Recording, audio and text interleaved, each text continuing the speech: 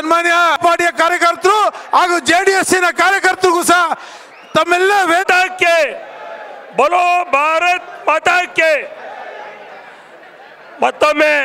ಎಲ್ಲರಿಗೂ ಕೂಡ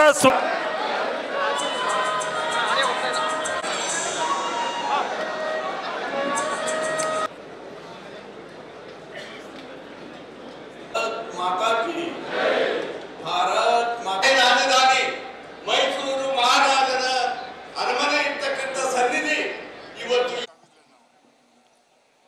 ಎಲ್ರಿಗೂ ನಮಸ್ಕಾರ. ಏನಿವತ್ತು ಸಂದರ್ಭದಲ್ಲಿ ಹೇಳ್ತಾ ಏನು ನಮ್ಮ ಜನಪ್ರಿಯ ಮಾಜಿ ಹಾಗೂ ಕೊಡಗು ಮತ್ತು ಮೈಸೂರು ಅಭ್ಯರ್ಥಿಯಾದಂಥ